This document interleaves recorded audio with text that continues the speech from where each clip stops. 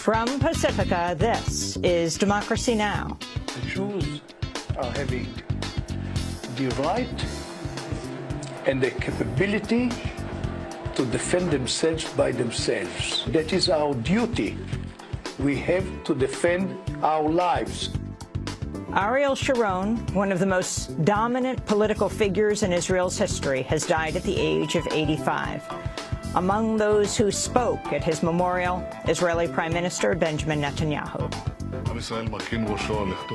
The people of Israel bow their heads for the departure of Ariel Sharon, the former prime minister. Arik was first and foremost a warrior and a brave commander. I believe he was one of the greatest military leaders we had in modern days.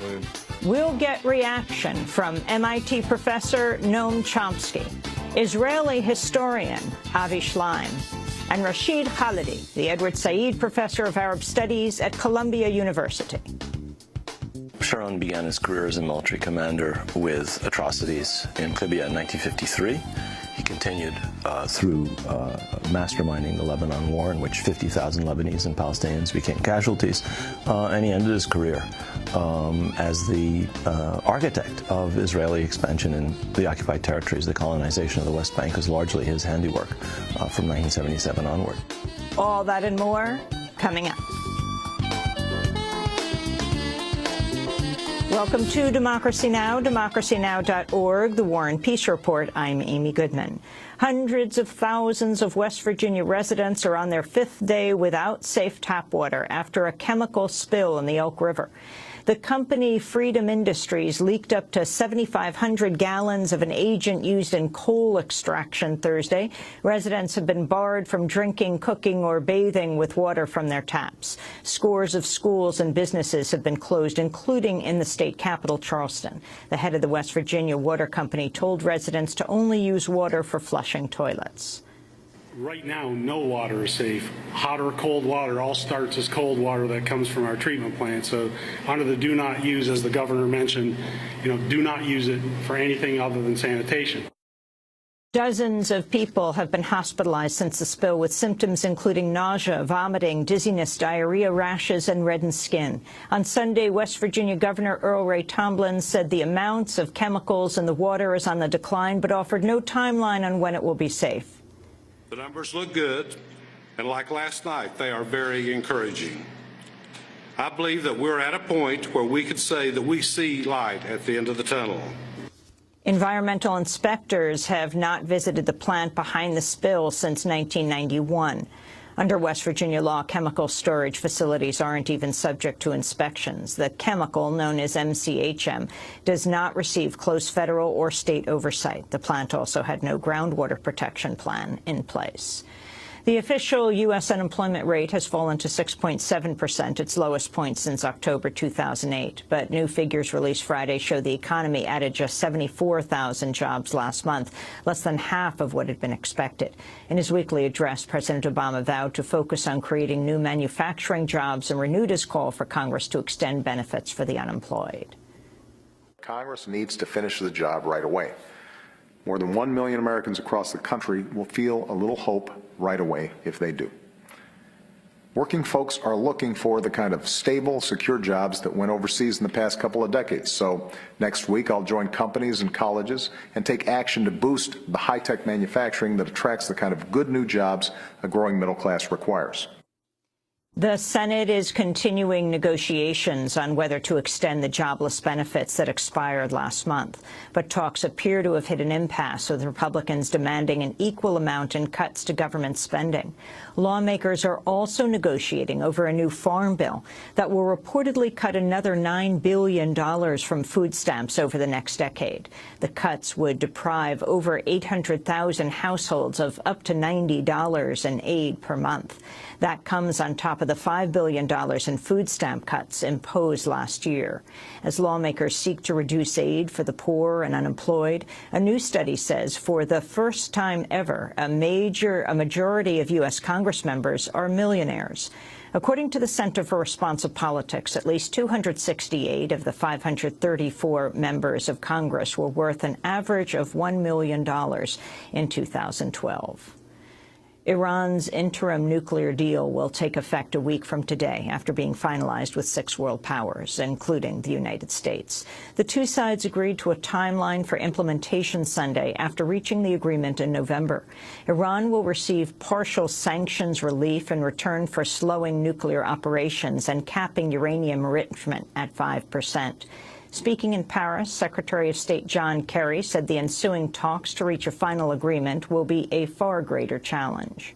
We are very clear-eyed about the even greater challenges that we face in negotiating a comprehensive agreement. We understand it's going to be a tough negotiation, and we are very clear about what will be required in order to be able to guarantee to the international community that this is a peaceful program.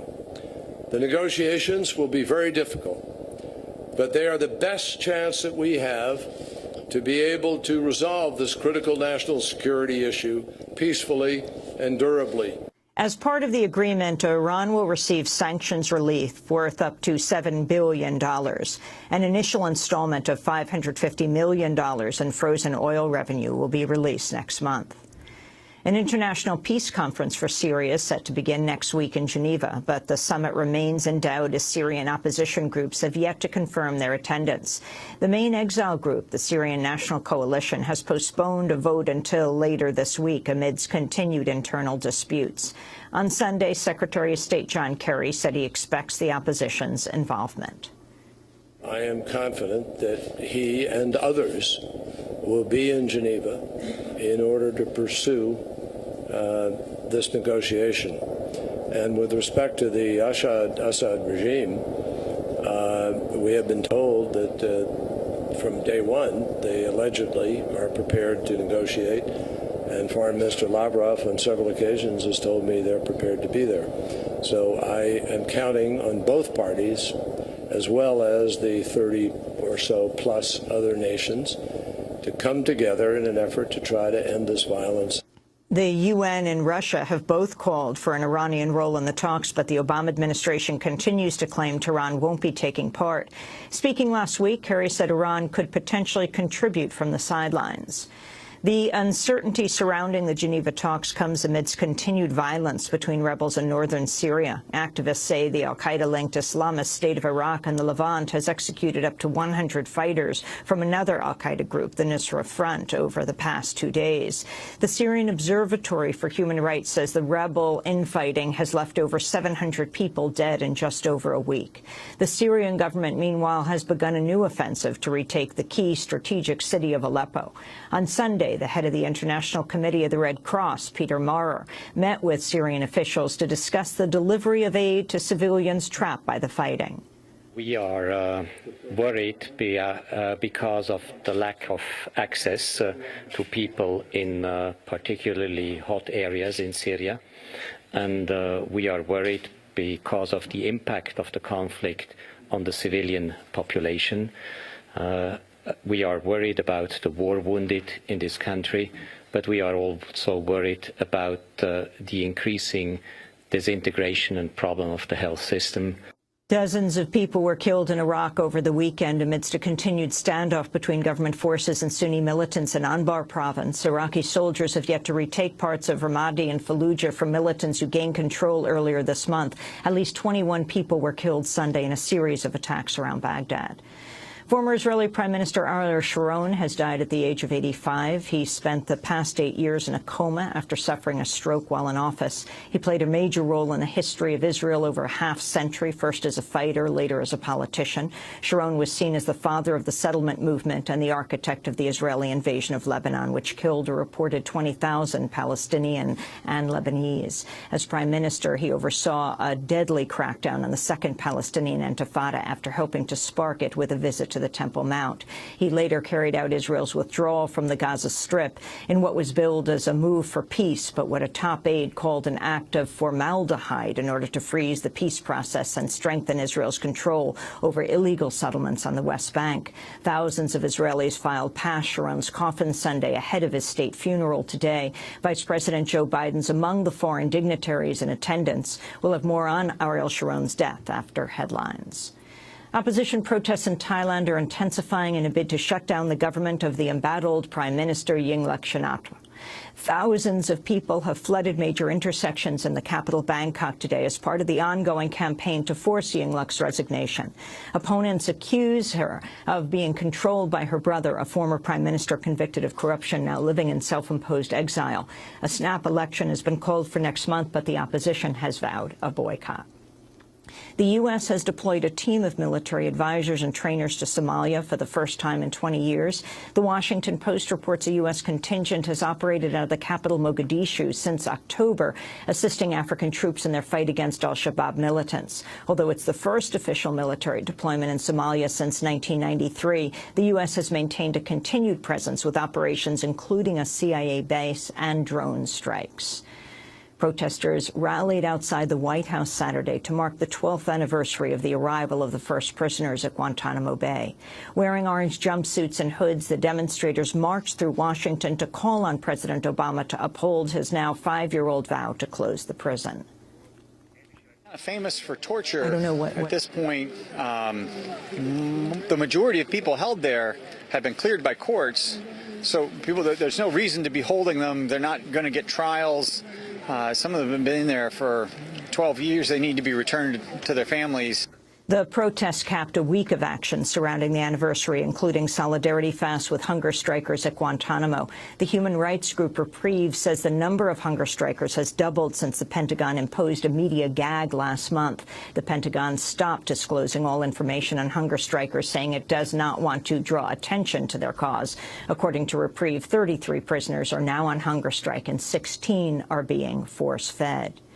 Saturday marked the first anniversary of the suicide of Internet freedom activist Aaron Swartz. He took his own life weeks before he was set to go to trial for using MIT's network to download millions of academic articles with the intent of making them freely available.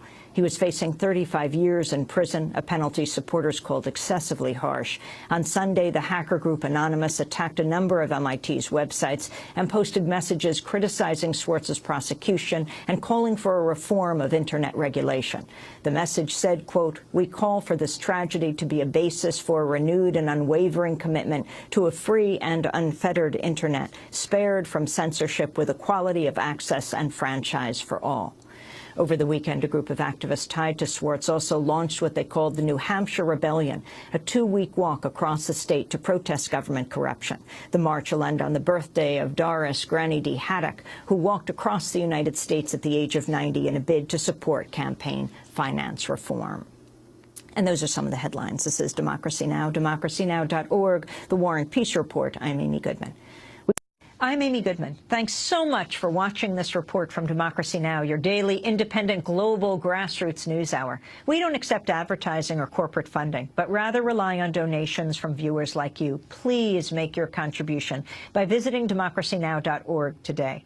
We need your support today to keep bringing you this hard-hitting, in-depth reporting.